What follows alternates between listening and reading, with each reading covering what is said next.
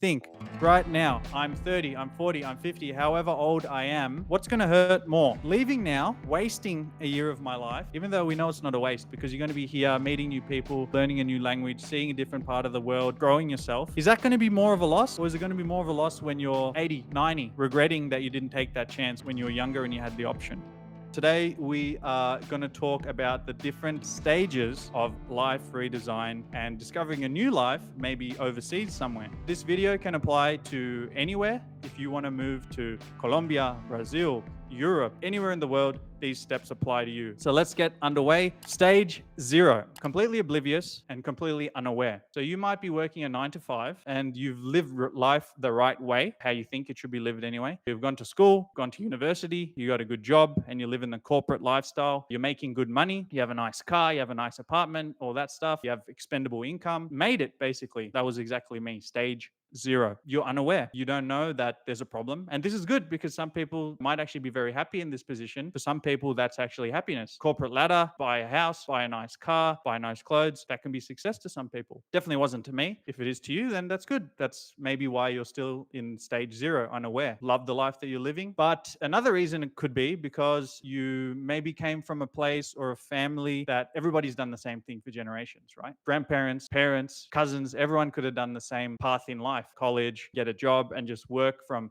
18 till 65, retire, and then enjoy their retirement, right? Because you don't know what you don't know. Those are the two types of people, I think. Actually, three types of people. The one who's young and still hasn't figured out really if this is what they want or not. The one whose whole family has done this their whole time, so they think this is just normal. Or 3, the corporate king, the one that loves corporate lifestyle. I have to be busy, busy, busy. I love this. That could also be someone who's firmly stuck in the unaware section. As I said, you could love your life. This could be awesome for you. You could be completely stuck in 0, unaware forever because you're unaware that there's a problem because there might not be a problem at all. I'm getting kind of a little bit deep in this video, but you'll understand as I progress. So stage 1, aware but hopeless. Most of you watching will have at least progressed from stage 0 to stage 1. You're aware that there's a problem in your current life. And this might be because you've seen something, some external stimuli that's kind of changed the way that you think about life and how life should be lived. So that could be in the form of a friend of yours decided to be a digital nomad, saw them on Instagram or Facebook or whatever, and saw, oh, wow, there's another way to live. I never knew that. Or could be from watching a YouTube video. You might have seen my YouTube videos and say, oh, this guy's doing that. I never knew people could live like that. For me, transition from stage 0, unaware, to transition 1, aware but hopeless, came in the form of a good mate of mine who I was living with. He was an electrician making really, really good money. He was only maybe 26 years old at the time, and he was making about $120,000. And he decided, nah, I quit. 1 year off, travel around Europe. So he gave this all up, and I was like, whoa, this people actually do this. This is crazy. I came from a background that's all about do good in school, do good in university, get good grades, get a good job, climb, climb, climb, climb, climb. Success is work, right? So when this guy who was already successful did this, I was like, whoa. And that was my aha moment. And then I started thinking about my life, and I'm like, oh, fuck, every day I got to wake up 7 o'clock, put a suit on, wait in traffic 45 minutes, get yelled at by a boss, working 10, 11, 12 hours a day, come back, go to gym, eat something, sleep. Do that 5 times a week. On the weekend, let out all my frustrations and drinking 70,000 beers, being hungover on Sunday, and do it again. I was like, yeah, maybe I don't have to do this. But that was kind of like very early stage of sparking. So maybe a lot of you guys are in this stage right now. You understand that the life that I'm living now is okay, but it could be better. There's some things that I don't really enjoy and I wish I could change it, okay? So stage 1 is aware that you have a problem. You'd like to do more than just work and live for the weekends. You know that there might be a different way, but you don't know exactly what that is and what that means to you, right? Let's get to stage 2. Aware and hopeful, but unable. This is where you've delved a bit further into this kind of alternative lifestyle. Seen some YouTube videos, read some blogs, or you've heard from friends who are actually in a different country, calling their shots, not answering to a boss and doing whatever, right? You're getting a first-hand experience and you're really, really diving deep into everything that this lifestyle offers. So you have a much better understanding as opposed to stage 1 where you're just kind of scratching the surface. That's why you're aware and hopeful. You're aware that there's a problem in your life and you're hopeful that, hey, there's maybe a solution. But we're unable. And why do we say unable? Because there's certain circumstances in your life currently which stop you from leaving. Stage 2 might actually be many of you guys. Many of you probably have seen videos and you're like, I want to do this, I want to do that, but I can't because of I'm paying a mortgage, or I have to finish school, or I have a job. I don't know how to make money online. There's countless numbers of reasons why you can say no. You like the idea of this alternative lifestyle, but there's still too many question marks surrounding the move that it scares you, right? And this is not good, because when people are scared and they're not certain, is usually when they don't do anything. That's just human nature. One thing that solves fear and uncertainty is getting like a real concrete answer into what this new life involves, what you have to do, and things like that. That is stage two. We're aware, we're hopeful there's a different option, but we're completely unable because we don't know how to do this and we have too many things holding us back. Right now, if you guys are interested in moving to Medellin and you're stuck in this stage two where you're aware and hopeful, could be good to learn a few more things about what actually it involves to come to Medellin and live here long term. What you can do, this is a free guide of moving to Medellin. It has a few videos of there that gives you a full understanding of what life actually involves here, from pros to cons to areas to live in and everything you need to know. Oh, and also it's free. Just jump on and grab it. Stage three, motivated but unable. You're well and truly fed up with your current life. You've done extensive research into how to escape this rat race lifestyle. You might have even picked a destination. For many of you guys, that's going to be Medellin. You're doing a lot of research, but there's still things that you need to plan to make your move a reality. So you're motivated, but you're still unsure because you haven't really done all the research. Maybe you don't have boots on the ground to really understand what a place is like, because you can watch countless videos and read countless articles, but unless you're here, you don't know, like, do I really like it? What's happening? Here's an action step for you guys. In your time off, use your time off to do some visits to the places that you're interested in. So if you're interested in Medellin, book a trip here. I would recommend a month to really check out some different areas. If you see my videos, you know that like Laureles is very different to Poblado, to Belén, Envigado. So you want to come here and you want to spend a decent amount of time in each area. Spend a month, experience the city. And then when you go back home, you can think about it. Hey, can I think about living here long term? Is this going to work for me? Because once you've been there yourself, you got the vibe of it, it's really going to sell you more on the idea. So that's a big action step. Once you've done all the preliminary research, very important to come here and actually try it for yourself, because I love it. And I tell you in all my videos, I absolutely love it. But what you want might be different. So maybe you don't like it. Maybe another city or another country even might be better for you. Stage four, motivated, prepared, but still unable. So this is the next stage of person who's done all the research that you need to pull the trigger on this move. They've done the action step I mentioned in the last point. You might have come to Medellin for a week, 2 weeks, a month, and you're going, oh, this place is even better than I imagined. I really want to move here. You might have even narrowed it down to an area. You might have done Poblado, Laureles, Envigado, and you thought, hey, for what I want, Laureles is the one. I want to live in this exact area of Laureles. I want to live in this type of apartment. You're that specific about it, right? We're motivated and we're prepared. You visited and you're sold. However, you still have a job, possessions, family holding you back, friends holding you back. So this is where we start changing our mentality. This is maybe the biggest thing that changed my thinking anyway and made me go, let me just do it. If you've set yourself up well in life with an education, work experience, remember that with your qualifications, you can always go back to living the same life you're living now. We all think that like, hey, if I lose this job, I'm never going to get another job again. But the fact of the matter is, that's probably untrue. As I said, if you have a good degree, or if you have good qualifications, you have good work experience, you have a good resume, you can always say, hey, I just wanted to travel and take some me time. Now I'm back, I want to work. You can always go back to find another job and be stuck in the rat race all over again. That's waiting for you for the rest of your life. When you're young and able and healthy, why not try it? You're probably not going to do this when you're 70. You might be doing it, and if you are, good luck, but probably the experience is going to be very different to if you do it when you're 30 or 35 or even 40, right? Or even 50. At worst case, you can try 6 months or a year of your new life or wherever you are. If you don't like it, you can go back and start the whole rat race again. Don't think of it as an all or nothing option. Just think of it as I'm giving myself a chance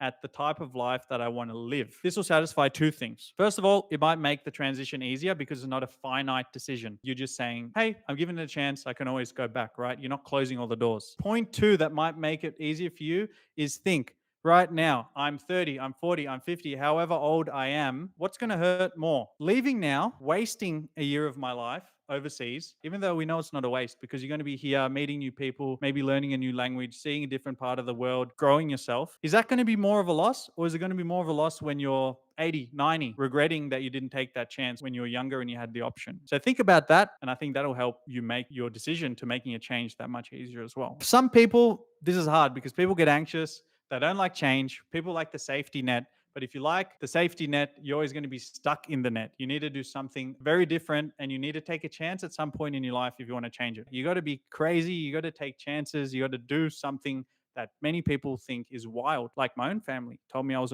a crazy man for throwing everything away, but now I'm doing better than I have ever done in my whole life. So that stage we just covered, guys, was you're motivated. You know there's a problem. You want to get the hell out of there. You're prepared. You've been here to Medellin or wherever it might be. You have watched all the YouTube videos, read all the blog. You know exactly which area you want to live in. You know what type of apartment you want. You might even know what type of visa you want to get. You've already looked up activities in the area. I want to join this club, that club, this club. You've already created in your mind the life that you want to live in the exact place you want to live. But you're still unable because you have barriers in your way. And these barriers are mainly number one, the biggest one I see is people don't know how to make money online. Huge barrier. Number two, people don't know how to tell their family and friends that they're moving. Number three is what do I do with my apartment, my house, my dog, cat, monkey, possessions, right? Those are basically the three biggest issues that I see. We're going to get into that in stage 5, which is motivated action and barrier removal. This is probably the most interesting or deep part of the whole video. Most of you are probably in this stage because I know that you watch my videos, been to Medellin many times, you're thinking of a way to move here, but there's certain things that are standing in your way. Let's talk about that. First one, every day people ask me, hey man, how can I get a remote job to move over there? This is a difficult question because it's not so easy. There's some ways of doing it, and I'm going to explain that right now. First option, this is the safe man's option. Ask your employer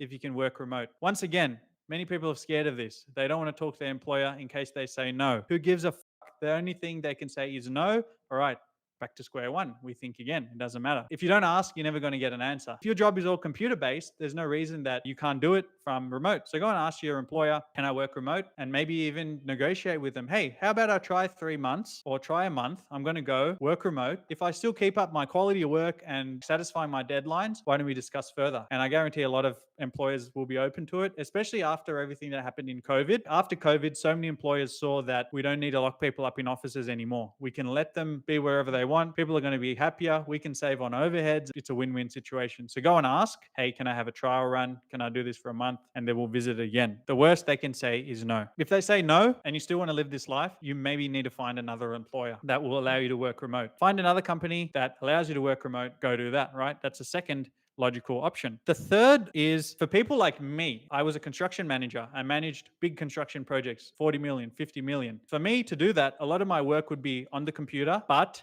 I had to go to site, make sure this work's done right, that's done right, this person's showing up. So I could never do this job remote. Impossible to do it. This might be you as well. You don't have a job that can be done remote at all, no matter how much you stretch your imagination. So this is where you need to find a job that you can do. This is difficult. It can be done because I did it. I learned everything from YouTube and courses and things like that. And I found a way to make money online, which is what I'm doing now. I have a video coming this Sunday, very deep. It gives you some websites where you can search long-term remote work. It gives you websites that you can do short-term remote work, whatever suits you. Watch this video. It comes out on Sunday. I guarantee it'll give you something to think about. Once you've found that and you know that you can make money, then you can quit and you can leave. But I'm going to move to the next barrier, possessions. Most likely you have an apartment, you have a car, things in your house that you need to put in storage. All these are barriers, yes, but it's more mental clutter. These are just excuses that stop you leaving. You can actually leverage these things to help you in your move. If you have an apartment, if the apartment is yours, you can get someone to Airbnb it.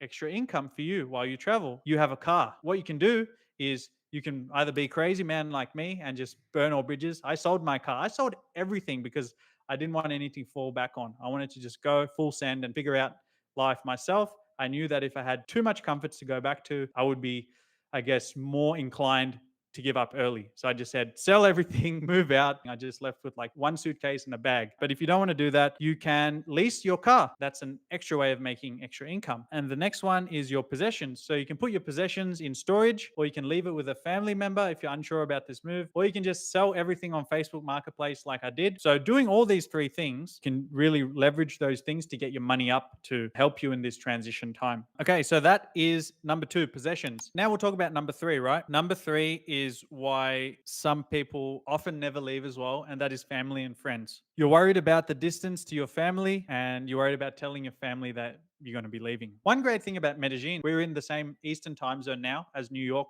Philadelphia, Miami probably as well, I'm assuming. So it's easy to talk to your family. Second benefit, it's only a short flight. You can get direct flights from LA, direct flights from Miami, direct flights from New York, 4, 5, maybe 6 hours max. You can literally fly home for the weekend, spend some days, come back. So you're never going to be too far from contacting or even seeing your family. Next point, if you're worried about what your family might say, remember, I want you to pay close attention to this. This is your life, not theirs. Family are often the ones who are going to put the most restriction on you in life because they're worried for you, right? They're not going to tell you quit everything and go. They're going to tell you be safe, do the responsible thing, you have a good job, don't give this up. They're going to give you the safest option possible, and often the safest option is often the worst. If you change your life to satisfy other people, then you're a lost cause and you will never get anywhere. 100% the truth. If you want to stay the same, that's fine, no issues. But if you want to change, remember this point: live your life to satisfy other people. You will never be satisfied. Old ways will never open new doors. These kind of things are just like hacks or mental things that people need to come to grips with. Yes, I can keep making excuses for all the reasons that I can't leave, or I can just figure it out and do it. So those are the 3 biggest barriers that stop people moving. No job, no way to make money online, too many possessions, you don't know what to do with everything, and family or friends stopping you and judging you from making the move. Stage 6, prepared and ready. Now that you've done everything that you need to give yourself access to a great life in Medellin, it's time to watch some more specific videos to prepare yourself for life in this city. You can start with this one, which is the first video in a playlist called Life in Medellin.